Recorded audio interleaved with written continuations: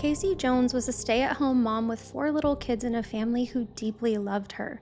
Then, in the middle of the summer of 2019, she vanished but didn't disappear completely. Her mom and sister kept getting texts and excuses about why she and the kids couldn't come around, and everyone was told that Casey was sick, her phone was acting up, and that everything was fine. But then, she missed her sister's birthday and her own little boy's birthday. This is when her family realized that something was terribly, terribly wrong. Where were Casey and the kids? What happened next was one of the most disturbing and horrifying family annihilation cases that Florida has ever seen. By the end of this video, I think you'll understand why Casey's family says that the hardest part wasn't realizing that Casey and the kids were gone. It was realizing that they had been talking to her killer all along.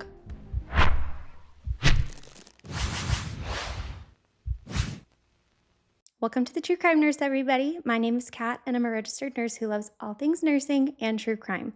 Don't forget to subscribe and ring the bell before you go. All right, my friends, let's get into today's case, starting with a little bit of background on everyone involved. Casei Gilbert Jones was born on December 23, 1986, to her parents David Gilbert and Nikki Lee Jones in Goshen, Indiana. She grew up in Elkhart, where she attended Elkhart Memorial High School and graduated in 2005.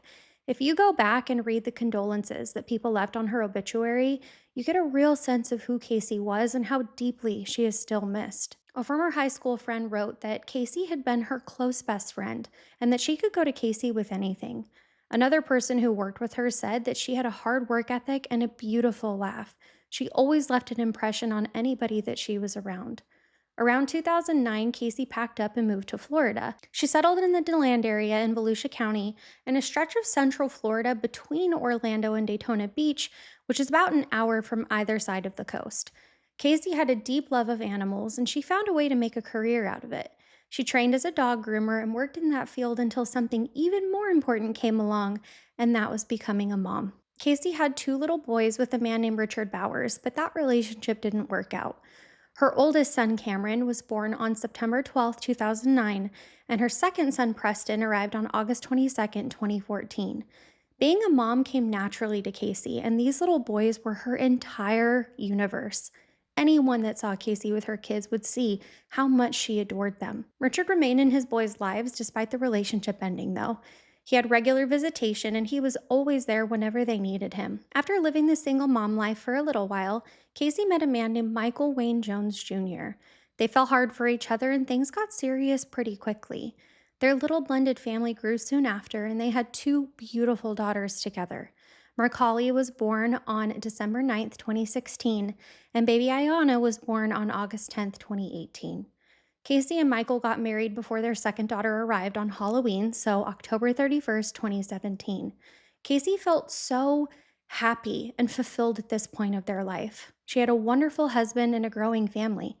By the time they got married, Casey's oldest son, Cameron, was 7, and Preston was 3. Baby Mercalli was just under 1 year old, and Aiyana was arriving the following summer. In order to maintain the household and take care of all the little ones, Casey and Michael made the decision that it made more sense for her to stay at home rather than work, and Casey couldn't have been happier about that. She loved taking care of animals, but she loved being a mom even more. Now let's talk about her husband. Michael Wayne Jones Jr. was born on May 1st, 1981 in Florida.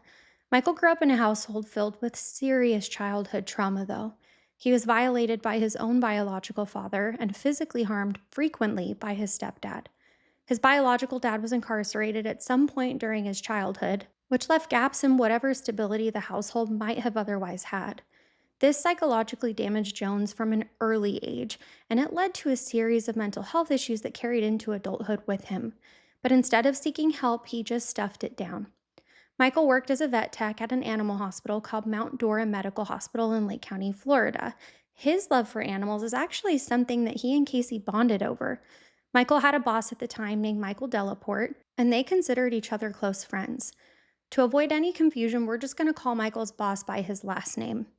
Delaporte knew Michael for years, and he said that he was a dependable employee and that he had never once seen evidence of any kind of mental illness or violence during the entire course of knowing each other.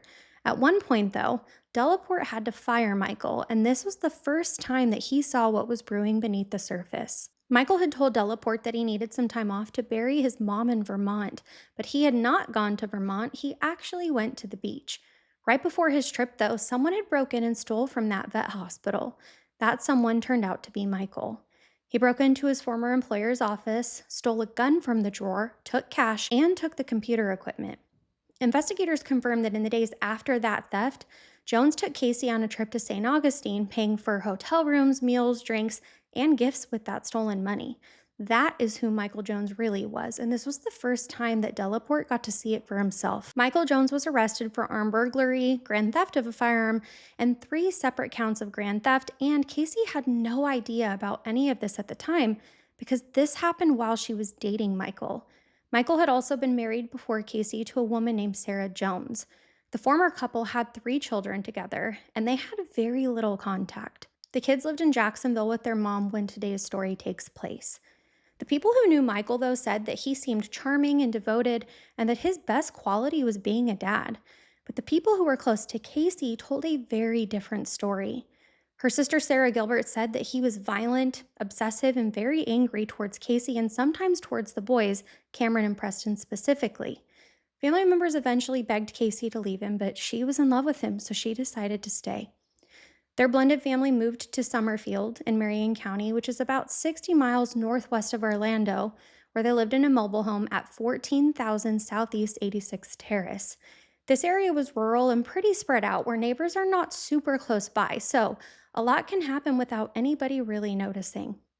By the summer of 2019, the family was behind on rent, and eviction proceedings were set to start by late August. The money was gone, the marriage was fracturing, and Michael Wayne Jones was becoming someone that Casey's family was already afraid of. Heading into that summer, the pressure inside that mobile home had been building for a long time. Michael Jones hadn't had steady, legitimate work since losing that Mount Dora medical job years earlier, so whatever odd jobs he was doing by 2019, it wasn't keeping the lights on or putting food on the table.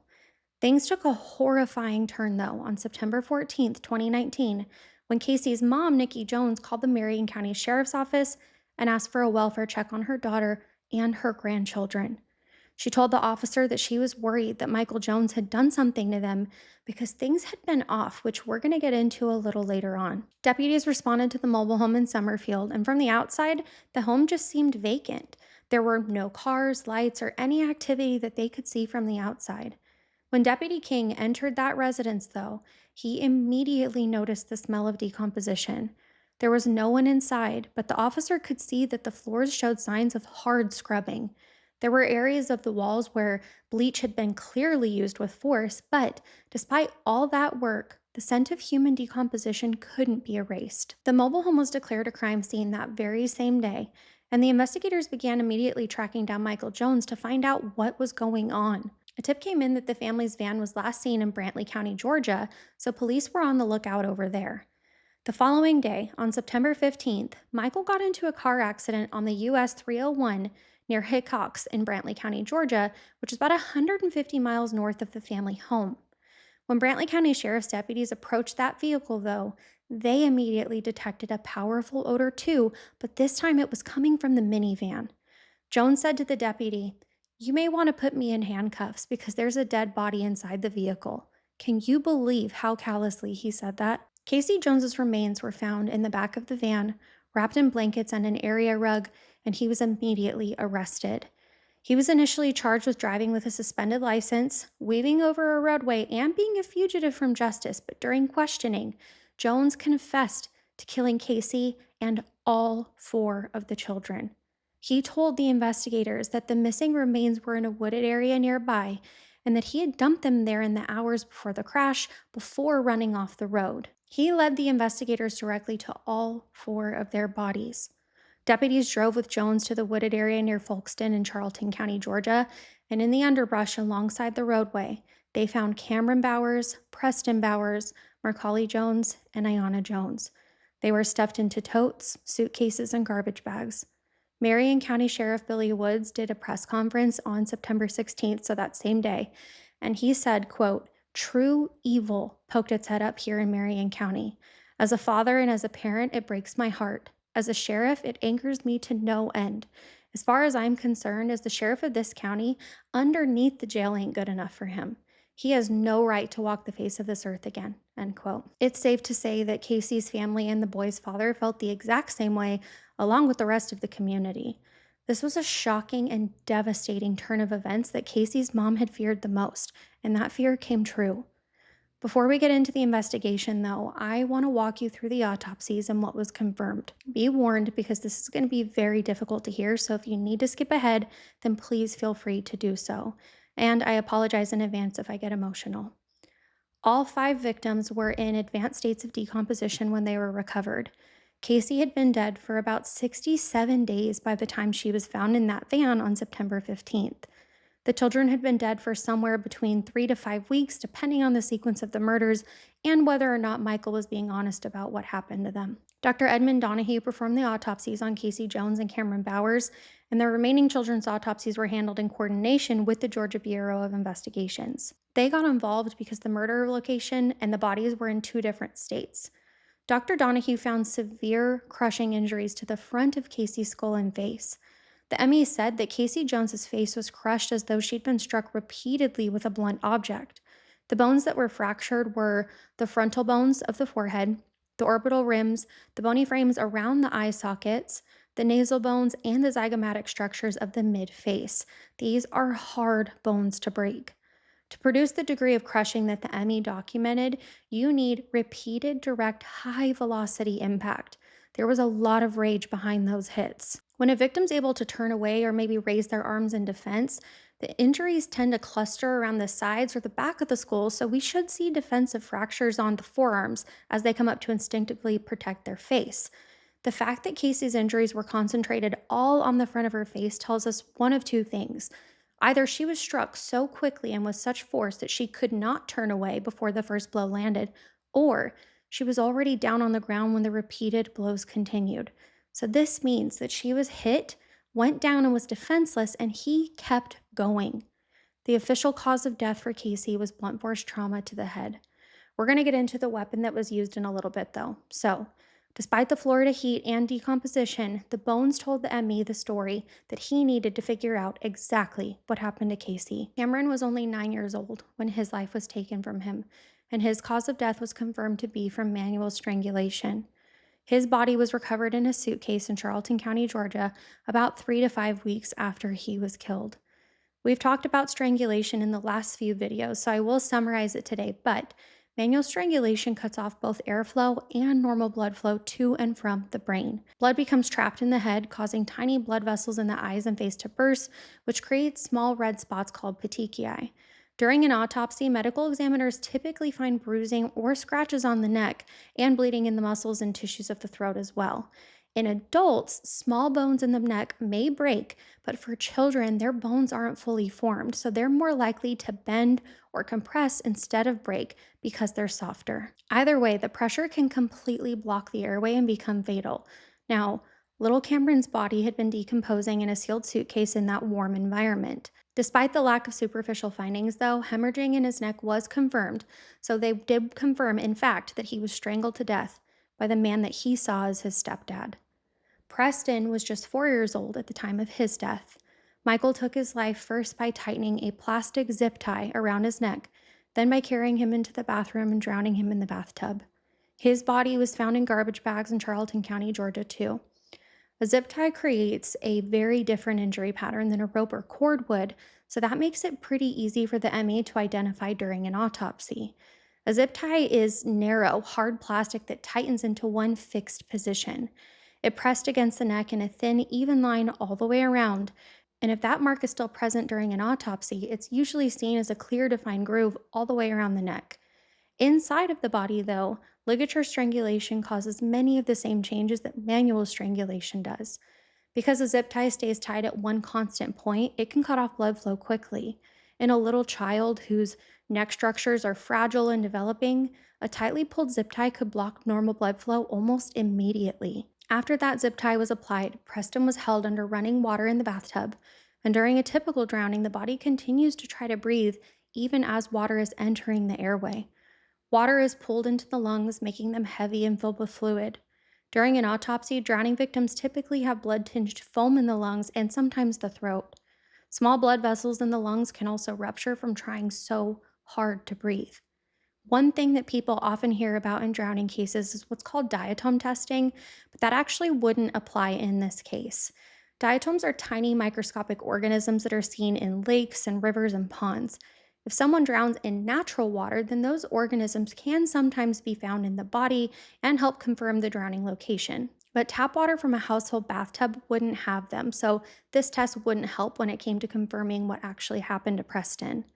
By the time Preston's body was found, it had also been exposed to warm temperatures for several weeks, so decomposition would have broken down many of the signs of drowning. Depending on the condition of the neck tissues, the zip tie mark also may have faded. But because of Michael's confession, investigators were able to determine the cause of death in his case. Mercalli Jones was 2 years old, and Michael drowned her in the family bathtub too, then stored her in a tote bin with Aiyana. She was also recovered in Charlton County, Georgia. Now, drownings happen a little differently in a toddler than it does in an adult because their lungs are much smaller. A little 2-year-old has very little breathing reserve, so once water enters the lungs, they can lose consciousness within just a minute or two. The basic process is the same though. They continue trying to breathe, water enters the lungs, then fills them with fluid, and small blood vessels will burst from the strain. Again, the medical examiner found what he needed to determine that Mercalli's cause of death was from drowning by her own father. Aiyana Jones was only 11 months old, and she was the youngest victim in this case. She was also drowned in the bathtub by her dad and stored with her sister Mercalli in the tote bin. The ME faced the same obstacles for her as he did her sister, but in the end, the results were the same: homicide by drowning. Now that we know what happened to Casey and all of the children, at least clinically, I'm sure you're wondering how this all actually happened. To answer that question, we need to go all the way back to July 10th, 2019, so 2 months before the welfare check even happened. Everything that we're about to talk about now comes directly from Michael Jones's own confession to investigators, plus the 142-page police report and confirmed physical evidence. As hard as this is going to be to talk about, I'm not going to soften it or skip over it because these 5 people deserve the full truth to be told about what was actually done to them. On the evening of July 10th, 2019, Casey confronted Michael Jones about cheating. Their relationship had changed so much. Michael wasn't working and Casey felt like things were off, so she went through his phone. She found something that confirmed exactly what she suspected, and that was that Michael was cheating on her. An argument broke out and things escalated to the point of no return. At some point, Casey was afraid and she grabbed one of the boys' metal baseball bats, and according to Michael, she nudged him with it. He took the bat from her and then proceeded to beat her in the head with it repeatedly until she took her final breath. This fight broke out with all 4 children asleep in the home, by the way. Around July 27th, so about 2 weeks later, Richard Bowers came to pick up Cameron and Preston for their regular time with their dad. The boys went to stay with Richard for about 2 weeks, and around that same time, Casey's mom, Nikki Jones, stepped in to help take care of the girls, Mercalli and Aiyana. So, with the house now empty, Jones had time to cover up his tracks even further. He wrapped Casey's body up in blankets, placed her inside of a large plastic storage tote, and put the tote in the bedroom closet. Then he spent time scrubbing the floors and working bleach into the walls, but Casey's blood had already traveled everywhere and all the way up to the ceiling. The force of those repeated blows with a metal bat sent blood in every direction. Starting sometime shortly before the murder, Michael picked up Casey's phone and started texting his mother-in-law as if he were Casey. He even kept the messages short and sweet to not give anything away. He sent a message from Casey's phone asking if Nikki could please keep watching Mercalli and Aiyana for a little bit longer, and of course Nikki said yes. Nikki spent about 2 weeks talking to the man who killed her daughter, truly believing she was talking to Casey. She had no reason to question it at the time. Michael also posted on Casey's social media to make it seem like she was alive and around, so he was manipulating literally everything that he could through her phone while her body was sitting in a plastic tote in the closet. This went on for weeks. Casey's sister Sarah Gilbert told reporters that the family had been getting messages saying that Casey was sick, that her phone was acting up, but that everything was fine. Sarah's birthday came and went in early September, and there was no word from Casey, which was unlike her. Then Casey missed posting anything for her own son's birthday. Sarah said that she never would have stayed quiet for either of their birthdays, so this is when she knew for certain that something was catastrophically wrong. She said hurricane or not, she wouldn't have missed either of their special days. On August 10th, Richard Bowers dropped Cameron and Preston back off at the Summerfield mobile home. He had no reason to suspect that anything was wrong because Casey had been texting him normally and everything seemed okay. He left the boys there, and by this point, Casey had been dead for a full month. The decision to drop the boys back off is something that still haunts Richard to this day, and I cannot imagine the guilt that he's living with. Around August 14th, Michael drove to Nikki's house and picked up Mercalli and Aiyana. He sent a text from Casey's phone first, asking Nikki to have the girls ready, and Nikki handed them right over to him. So now all four children were back in the home alone with Michael. Within just a few days, Michael Jones went into Cameron's room at night, and he told investigators that he'd already decided what he was going to do. He pulled Cameron off of his bed onto the floor, and he strangled him. He pressed his knee into Cameron's chest at the same time to keep him from being able to breathe or fight back. His siblings were asleep nearby as this was happening. After Cameron passed away, Michael placed his body in a suitcase and put him in the closet with his mom. This is so sick, I don't even have the words to articulate how disturbing this all is. The following night, Jones went for Preston. He told investigators that his hands were still aching and sore from strangling Cameron the night before. His hands hurt too much to do it again the same way, so this is why he went looking for something else. That's why he grabbed a plastic zip tie. He went into Preston's room, pulled him out of his bed, and put a zip tie around his neck, pulling it tight. Then he carried Preston into the bathroom, and he was already running the water in the tub. He had no drain stopper, so he stuffed a towel into the drain to hold enough water. He held him under the water until he took his last breath, then he placed his body in a plastic garbage bag and left him in the bathroom. The very same day that Michael picked up his daughters from Nikki Jones's house around August 14th, he drowned them both in the bathtub. He literally only picked them up to kill them. This monster could have left them safe with their grandma, but no. He stored them together in a tote bin, and at some point, during the weeks of keeping all 5 of the remains in the home, he spread kitty litter across the floor in an attempt to absorb the fluid that was coming from their decomposing bodies. During this time frame, Michael kept going to Jacksonville to visit his ex-wife, possibly for an alibi because he wasn't typically present in the kids' lives. This was odd behavior for him. He also kept sending texts as Casey, so he was working hard to keep up this whole charade. On August 17th, a couple showed up at the mobile home to pick up 2 twin mattresses that they had bought from Michael off of Facebook Marketplace for $50. When he arrived, they told the investigators that the mattresses smelled strongly of death. They also said that Michael's behavior was so strange and unsettling, so they quickly loaded up the mattresses and got out of there. By September 1st, with the eviction finalized and the house vacated, Michael loaded all 5 bodies into the family's 2017 Chrysler Pacifica minivan. He drove to Jacksonville and stayed with his ex-wife Sarah for about 2 weeks, with the bodies still in his vehicle outside. He drove around Jacksonville, visited with his other kids, and acted completely normal, with the rest of his family decomposing in his car. Sometime around September 10th, the text from Casey's phone completely stopped. Nikki waited a few days, trying to reach out to her daughter, but nothing came back, so this is when she requested that welfare check that led to Michael's confession. Now I want to talk a little bit about the crime scene because, as we know, even though we have a confession in this case, the investigators still needed thorough evidence to support that confession. Forensic technicians and investigators found the bleach cleanup that Michael did in July, thankfully, but it didn't eliminate all the evidence.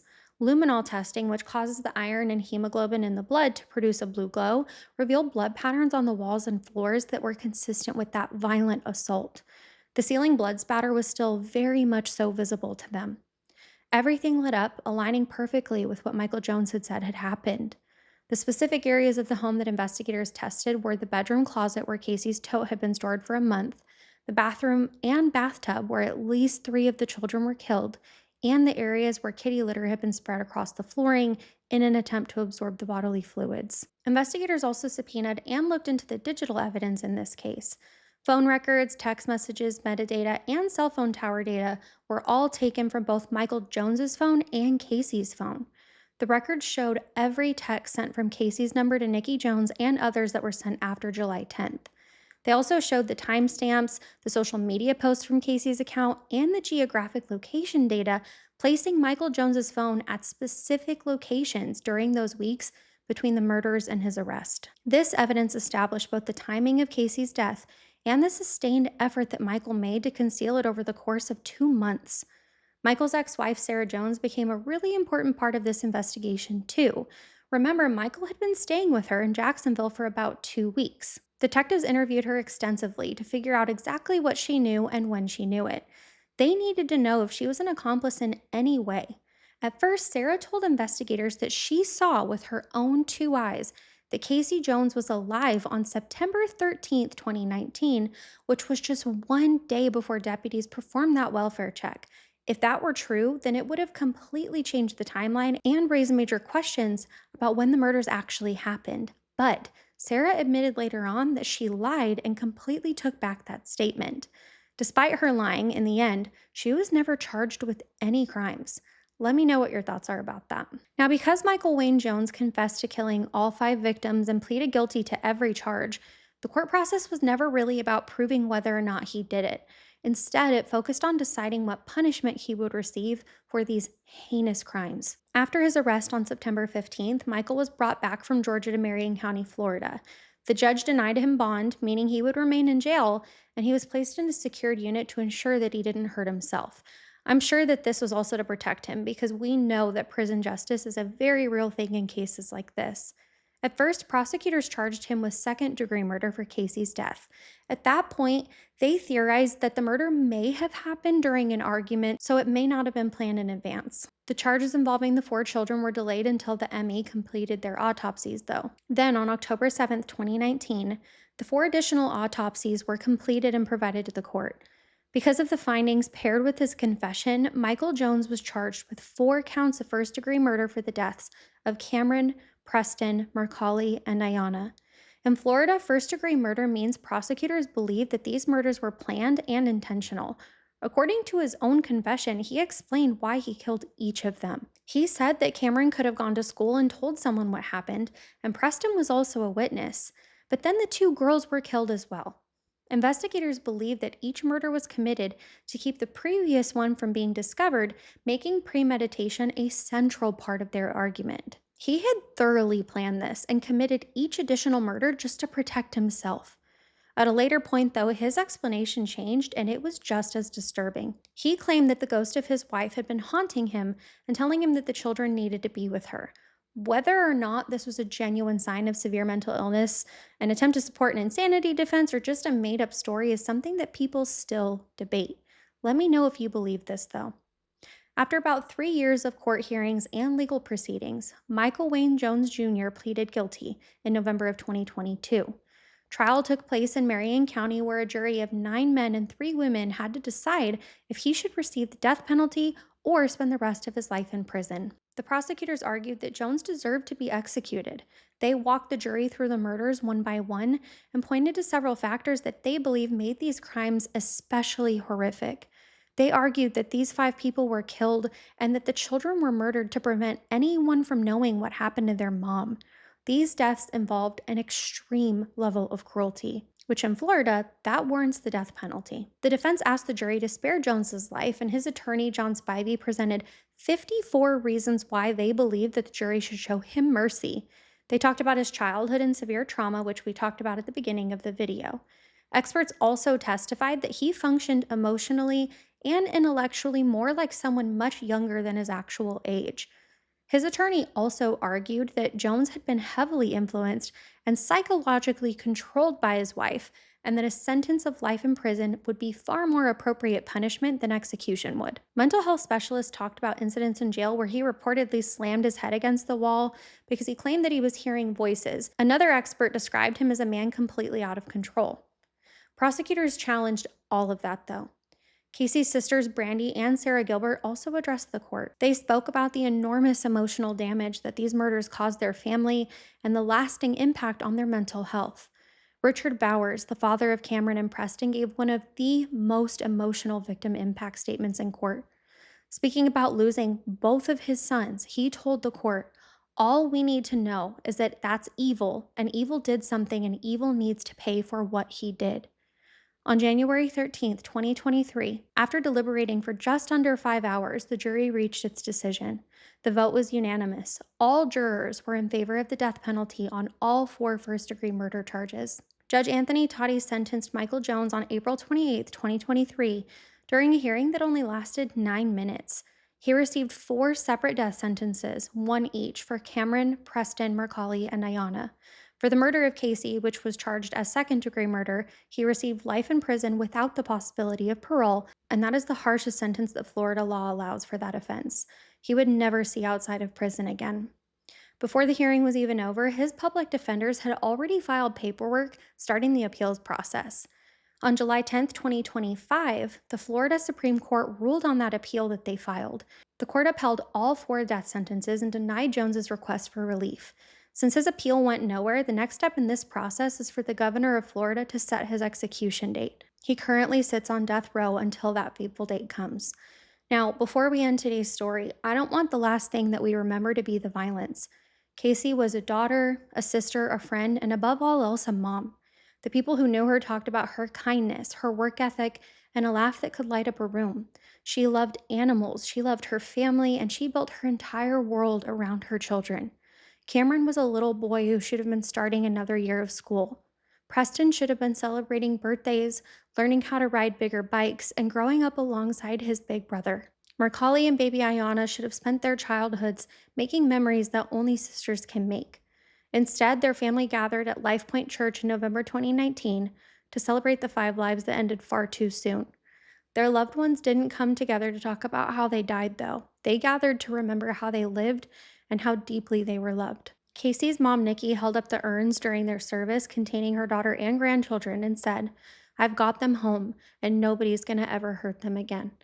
I pray that Casey, Cameron, Preston, Mercalli, and Aiyana are resting peacefully together. Thank you so much for listening to their story today, and as always, thank you for spending this time with me. Please hug the people that you love a little tighter tonight, and also please prioritize your mental health, especially for those of you that are frequent true crimers like I am. This case was extremely dark and heavy, so do something that makes you happy today. Nurse's orders. I know I need to too. Now, for some off topic conversation, I've seen a few of you guys actually ask about memberships, which is so exciting. And I do promise that down the line, I would love to start that up, but I want to wait until I can make sure that it's of value to you. I would never start a membership if I couldn't guarantee the same cadence and quality that we have in our current videos. So that's my only hang up right now because I'm swamped as is. But if that's something that you would want in the future, let me know and give me some ideas of what you'd like to see. Oh, and I created a True Crime Nurse Instagram. I haven't posted anything on it yet, but I saw that a couple of you found it and I linked it here on YouTube. Let me know what you want to see over there as well. Maybe some behind the scenes content or true crime baby. All I know is that I am not an influencer, so I just want it to be a place where we can connect. All right, I'm done yapping now. Drop me a butterfly in the chat if you made it this far into today's video, and I'll see you in the next one.